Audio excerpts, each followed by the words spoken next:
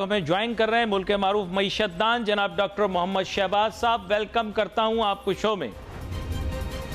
जी अली भाई, बहुत शुक्रिया आपका। डॉक्टर मोहम्मद शहबाज साहब, हम तो माजी की हुकूमत को तस्वर करते थे कि वह बुरा कर रहे हैं, लेकिन उनके जाने के बाद जो कुछ हुआ अब तो वो अच्छे लगना शुरू हो गए। हालात कहां से कहां पहुंच गए। हमने सोचा था हालात बेहतर हो जाएंगे, लेकिन वक्त गुजरने के साथ साथ हालात ख़राब होते जा रहे हैं।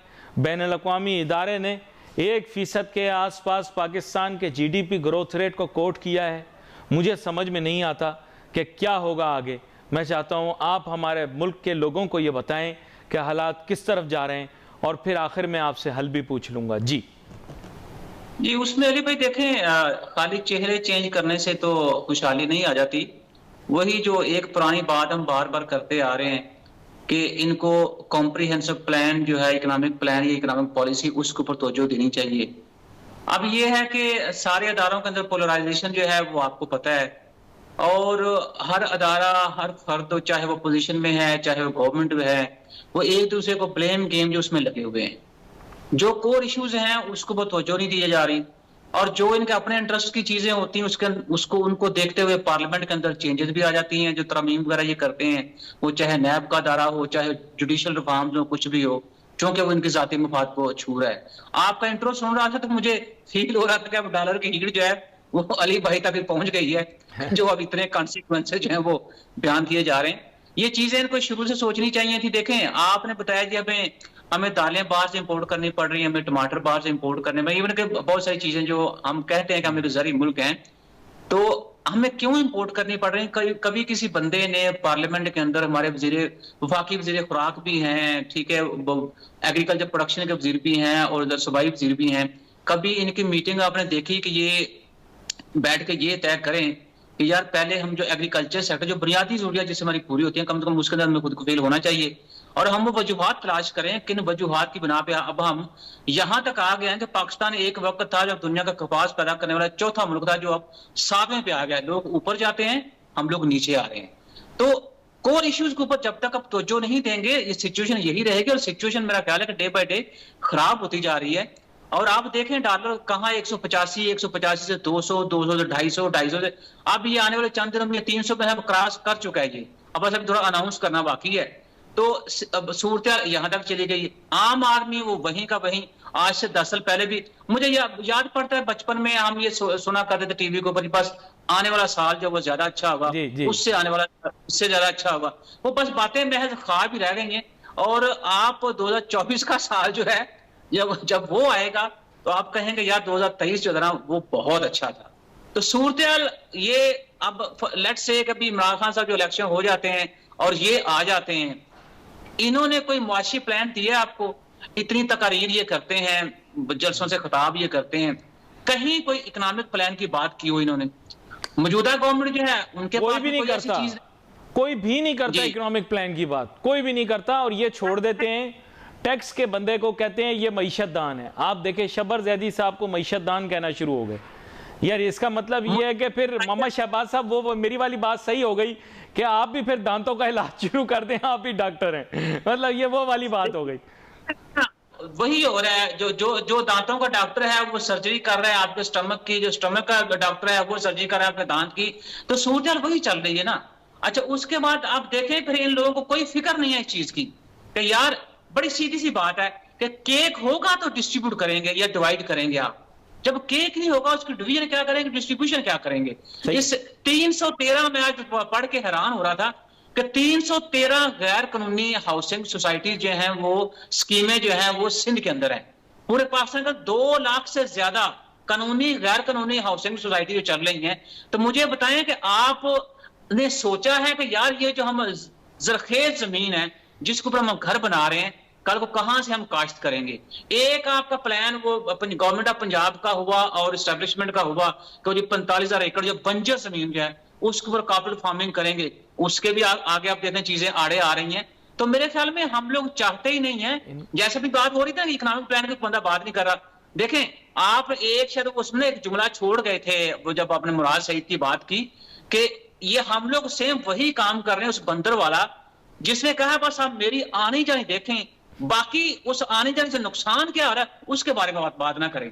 तो ये सब जो सारा बंदर खेल चल रहा है ना, उसमें से ये आप इनकी आनियां जानियां देखें, किसी को कोई गर्ज नहीं, इकोनॉमिक तौर पे मुल्क जो है वो नीचे जा रहा है, किसी को कोई गर्ज नहीं है डॉलर 300 पे जा रहा है, किसी को कोई गर्ज नहीं है कि महंगा तीन तेल पाकिस्तान में बेचा जा रहा है, जो ये भी आने वाले दिनों में देखेगा 300 रुपए फी लीटर हो जाएगा। जब आर्मी मार्केट में तेल सस्ता हो तो जनाब हम कीमतें बरकरार कर देते हैं, लेकिन हम अगले 15 कीमतें यही रखेंगे। लोगों को हमने इसका एक चीज मुझे समझ में नहीं आई, मैं एक मासूमाना सा सवाल आपसे पूछता हूँ। डॉक्टर मोहम्मद शहबाज साहब ये कंपेयर करके क्या दिखाने की कोशिश कर रहे हैं कि अमेरिका में $5 गैलन मिल रहा है और हमारे यहाँ अभी भी सस्ता है? मतलब ये क्या मजाक है? हम अमेरिका की पीपीपी को हमारे पीपीपी यानी परचेजिंग पावर, मतलब मुझे समझ में नहीं आ रहा क्या हम बताना क्या चाह रहे हैं कि हम $4 के अंदर खरीद रहे हैं, वो $5 में मिल रहा है, हम बेहतर हैं उनसे। सर वो देखे ना, बात ये है कि इस तरह की कहानियां, इस तरह की वो अफरेबी चीजें हम लोग सुनना पसंद करते हैं और वो हमें बताते हैं। मतलब वो ये तो कहते हैं कि ठीक है पाकिस्तान में डॉलर की 1 लीटर तेल की कीमत ये है और अमेरिका में ये है। वो ये क्यों नहीं बताते कि अमेरिका के अंदर एक मजदूर जो है उसकी तनख्वाह जो है आपके 21% की तनख्वाह से ज्यादा है। लेकिन उस तरफ नहीं आना क्योंकि वो बात इनके नेगेटिव जाएगी। हमें ये कंपेयर किया श्रीलंका के साथ, अब हमारा कंपैरिजन ये रह गया है। हमें कंपेयर किया जाता है ये नेपाल के साथ, या हमें कंपेयर किया दूसरे वो मुल्क जो बिल्कुल लीस्ट डेवलप हैं। जब ये बात होती है तो यहां कंपेयर कर देते हैं, जब दूसरी बात अमेरिका के साथ कंपेयर कर देते हैं। अमेरिका के अंदर जो इंस्टीट्यूशनल क्वालिटी है उसको भी कंपेयर किया करें पाकिस्तान के साथ। अमेरिका के अंदर जो कानून की इंप्लीमेंटेशन है उसको भी कंपेयर करें पाकिस्तान। आप ये एक्सपेक्ट कर सकते हैं यहाँ एक्स प्राइम मिनिस्टर आपको गिरफ्तार कर दिया जाए? कल डोनाल्ड ट्रंप को गिरफ्तार कर लिया उन्होंने। तो ये भी तो चीजें कंपेयर होनी है कि उनका जो एटीट्यूड वो कितना मैच्योर है और हमारा एटीट्यूड कितना मैच्योर है। हम तो चुटकियों में मसाइल का हल निकालते हैं। आपने मुराय से कुछ चुटकी निकाल दी, आप भी कहते हैं बड़ी रिस्पेक्ट करता हूं, तो शायद उस रिस्पेक्ट की कैंची जो है वो चुटकी वो खा गई। तो वो चुटकियां आपको भी नजर आती हैं और वही चुटकियां जो पीडीएम गवर्नमेंट है ये नहीं मार रही। तो चीजें तो देखें, आम आदमी इनकी चुटकियों के अंदर या आम आदमी की मदारी के अंदर कहां नजर आता है आपको? देखें वही मैं भी देख रहा था और आपकी बात की मैं किसी हद तक आई एंडोर्स इट, किसी हद तक क्या मैं मुकम्मल इंडोर्समेंट करता हूं कि इकोनॉमिक पॉलिसी मैंने कहीं पे भी देखी। देखिए अभी जो शाम को प्रेस कॉन्फ्रेंस है, बल्कि अभी से ही प्रेस कॉन्फ्रेंस शुरू हो जाएंगी और अली सुबह से शुरू होती हैं, रात रात तक चलती हैं। आपने देखा होगा क्या आपने मैंने इकोनॉमिक पॉलिसी में कुछ भी नहीं सुना, मतलब कोई बात ही नहीं कर रहा। इमरान खान ये, नवाज शरीफ ये, शहबाज शरीफ ये, वो ये। अब भाई आप मईशत के बारे में तो बात करो, कोई बंदा बात ही नहीं कर रहा। वजह यह है कि उनको मुआशियत के बारे में बात करने की जरूरत नहीं है। वो मुफ्त आटा जो है उसकी 2-4 तस्वीरें बनाकर मीडिया के ऊपर अपलोड कर देते हैं, चाहे वो निगरान गवर्नमेंट हो और चाहे वो बाकी प्राइम मिनिस्टर साहब आपके हों। उनको ये जो दिखावा उसके ऊपर उनकी तवज्जो ज्यादा है, ताकि वो एड जो है वो भी चलाया जाए, अखबारों पर पब्लिश किया जाए। कोई बंदा इनसे पूछने वाला नहीं है कि गवर्नमेंट का फर्ज बनता है लोगों की वेलफेयर उसमें इजाफा करे। तशहीर तो इनका फर्ज ही नहीं बनता। और ये तशहीर के पैसे कहां से आते हैं, कोई बंदा पूछने वाला है इनको? नहीं। तो हम भी तो जैसे हम है वैसे हमारे हुक्मरान है, हमें भी फिक्र नहीं है हमारे फ्यूचर की। हुक्मरानों को तो अपने फ्यूचर की फिक्र है, लोगों के फ्यूचर की फिक्र नहीं है। मुझे ये बताएं, कोई बंदा, आप, मैं या कोई भी जितने भी लोग वहां पे काम कर रहे हैं आपके साथ, कोई इस चीज में दिलचस्पी लेता है कि यार हमें ये सोचना चाहिए कि हमारा एग्रीकल्चर सेक्टर जो है वो तरक्की क्यों नहीं कर रहा, या हमारा एसएमई सेक्टर जो वो तरक्की क्यों नहीं कर रहा, या हमारा जो, चलो बाकी छोड़ें, आप यही सोच रहे कि यार हमारा बिहेवियर जो है वो डे बाय डे क्यों खराब हो रहा है? किसी के पास टाइम है इतना ज्यादा? किसी के पास इन सोशल जो कोर इश्यूज हैं उनके ऊपर बात करने के लिए किसी के पास टाइम ही नहीं है। डॉक्टर मोहम्मद शहबाज साहब, आपके मुल्क को तो बड़े दरपेश चैलेंजेस थे, खड़ी फसलें तबाह हो गई, लोगों के पास कुछ था नहीं। आप तो कह रहे हैं आपके मुल्क के अंदर खुराक की किल्लत होगी, इश्यूज कोई और हैं, इश्यूज कोई और डिस्कस हो रहे हैं, कोई इस बारे में बात नहीं कर रहा।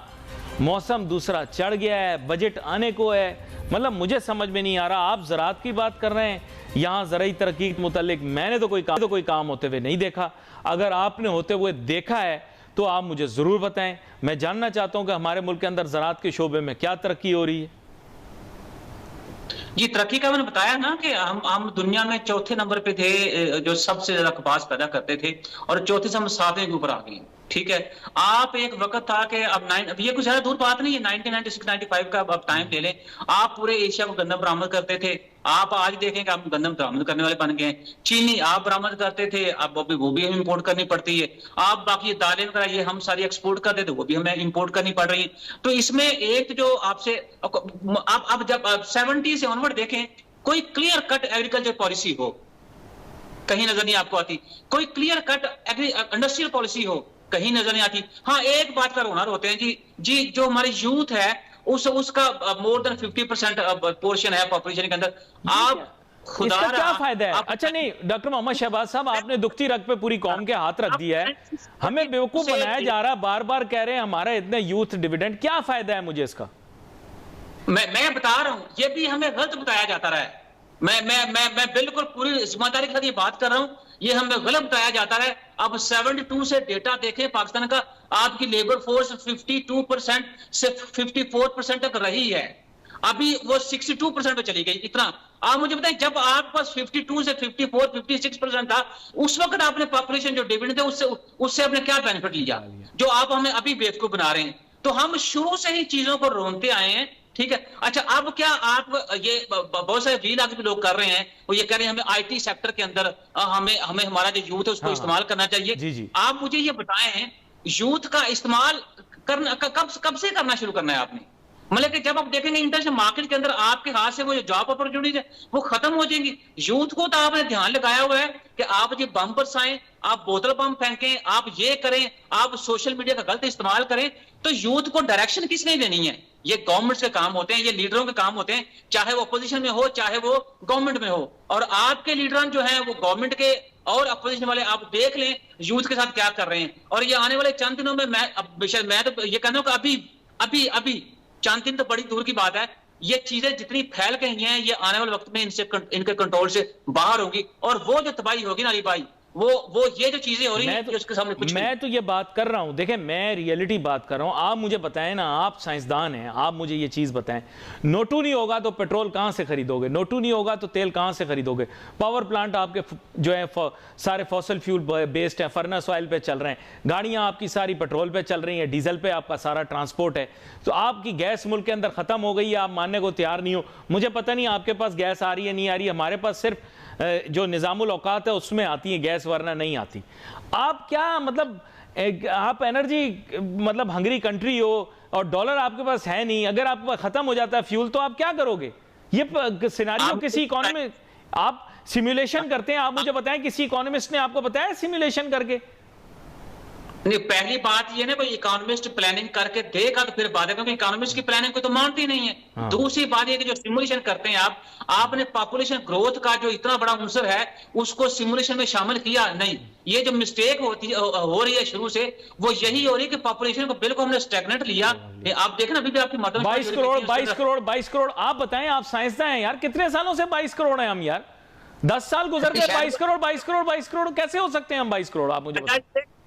पिछले 2-2.5 साल ये 22 करोड़ कह रहे हैं, क्योंकि पाकिस्तान में पिछले 2-2.5 साल कोई शादी नहीं हुई, पाकिस्तान में पिछले 2-2.5 साल से कोई बच्चा पैदा नहीं हुआ, पाकिस्तान में पिछले 2-2.5 साल कोई बंदा जवान नहीं हुआ। ठीक है, ये अगले 2.5 साल यही चलता रहेगा। अब ये है कि ये पॉपुलेशन का जो सेगमेंट है इतना इंपॉर्टेंट है, इसको आप पॉलिसी के अंदर आपको हर एस्पेक्ट से देखना चाहिए। लेकिन जो ये बात होगी ना, कोई टैक्स कलेक्ट करने वाला बंदा है उसने पॉलिसी बना दी, कोई चार्टर्ड अकाउंटेंट है उसको आपने वज़ीर खजाना लगा दिया, तो वही चीज जो चल रही है कि वो चुटकियों के मारने की आदत है, चुटकियों से हम सारे काम हल करना चाह रहे हैं। मैं वो आपसे बात कर रहा था कि आप देखें अभी जैसे कि आप 70 से ऑनवर्ड देखें, कोई इंडस्ट्रियल पॉलिसी कोई नहीं। आप इवन के आईटी सेक्टर के अंदर आपने जो कंट्रीब्यूशन करना है इंटरनेशनल मार्केट के अंदर, उसके मुताबिक कोई पॉलिसी बनाई है? कोई नहीं। आपने अपने यूथ को इस्तेमाल करने के लिए कोई प्रॉपर प्लान अभी तक किसी बंदे ने, इमरान खान साहब ने, शहबाज शरीफ साहब ने, जरदारी साहब ने या कोई नवाज शरीफ साहब ने किसी ने बताया हो? कतई नहीं। प्लानिंग किस लिए हो रही है कि आप अगली बारी हमारी होगी और कैसे होगी। आप जब ये चीजें करेंगे, और दूसरी बात आप करेंगे, आप एनर्जी हंगरी कंट्री हैं, आपने कोई रीन्यूएबल एनर्जी को मेरे को पॉलिसी बनाई है? कोई नहीं।